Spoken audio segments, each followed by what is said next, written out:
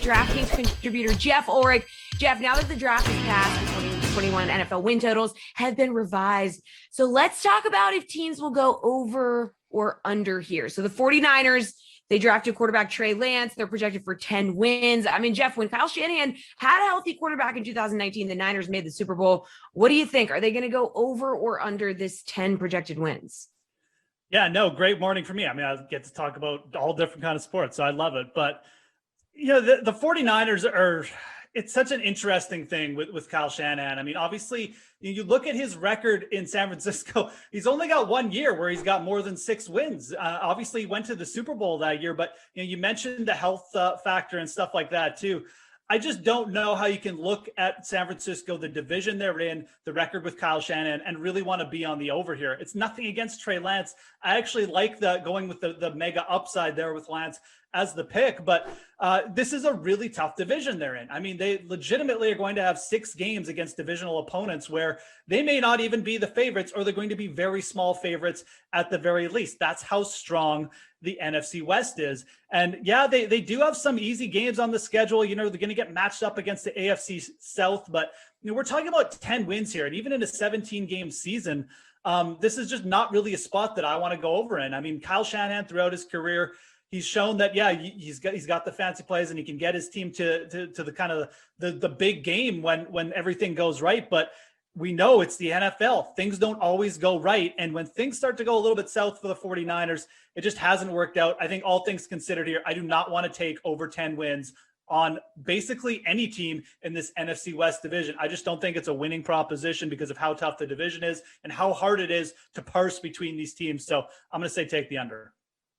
All right, let's move on to the Falcons. People pre-draft weren't sure if they were going to go and take a quarterback here. They ended up taking Kyle Pitts, the tight end. I mean, they have a talented roster, especially on offense.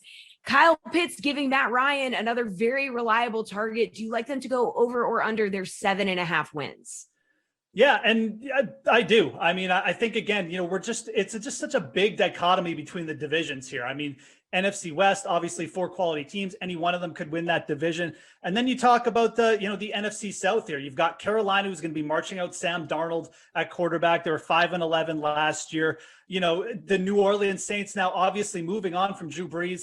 They still have a great defensive line, good offensive line, but how is that team going to react? I think it's going to create opportunity for a team like the Atlanta Falcons. And again, we can start to look more at the schedule here with Atlanta as well, on top of those games against Carolina and perhaps even against New Orleans, who they always play tough, whether Brees is there or not. They've got the Lions on the schedule. They get matched up against the NFC East. That means games against the Giants, the Eagles. They've got the Jacksonville Jaguars on the schedule as well. This is a good schedule for Atlanta. And look, this team did come on a little bit towards the end of the year. Don't necessarily love how they drafted. Wish they had gone a little bit heavier on defense. But if that defense even just takes a little bit tiny step up, I think the offense is definitely going to be there, Julio Jones or not, because of the Kyle Pitts pick. So I really like the over here with Atlanta. I think this is a team that could surprise. Maybe you don't see them get to like 10 or 11 wins, but again, we're only talking about 7.5 here. And with that weak schedule, with all those weak teams mixed in, I really think that with a veteran quarterback, with Kyle Pitts mixed in, again, Ridley's still there. Regardless of what happens to Julio Jones, you got a good core in like Ridley and Pitts. I think this team does enough to get you over 7.5 wins.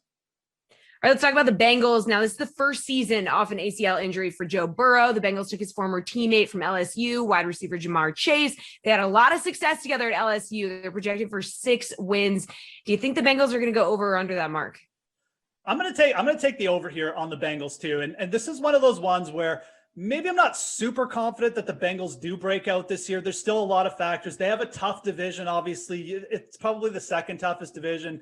Cleveland taking a step up. Baltimore obviously is always tough. And Pittsburgh just perpetually good, it seems like, with Ben Roethlisberger there. But I really like what they did in the draft. They solidified the weapons for Joe Burrow, who seems to be on track. And that's probably going to be the biggest factor here in Cincinnati's season.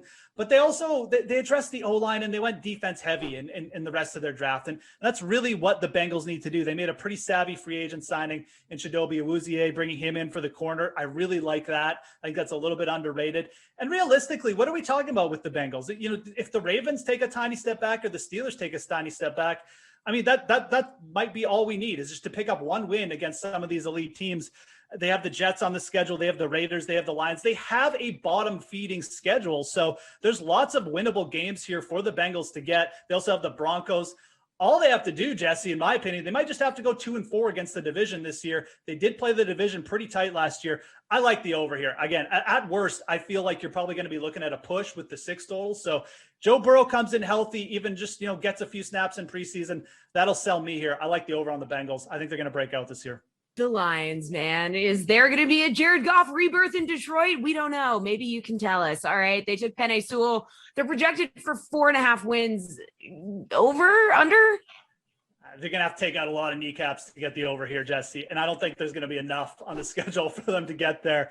They match up against the NFC West, which right off the bat should just scare the heck out of you if you're thinking about the over here. I know it's only 5 wins, but I just do not like the setup for the Lions this year.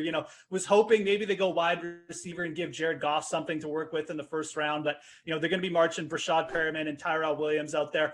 2 athletic guys, but 2 guys who have been perpetually hurt their career, haven't profiled as wide receiver ones. For some reason, they released Kerryon Johnson to kind of wreck their RB depth a little bit. They did bring in Jamal Williams, but how much is that really going to help in the grand scheme of things? You're just basically replacing one player with another, very similar in styles there. So all things considered, maybe Aaron Rodgers leaves the division and opens things up a little bit for an extra win or 2. But, the Packers still have a really good defense, some solid players on offense. I just don't even think that's going to matter here.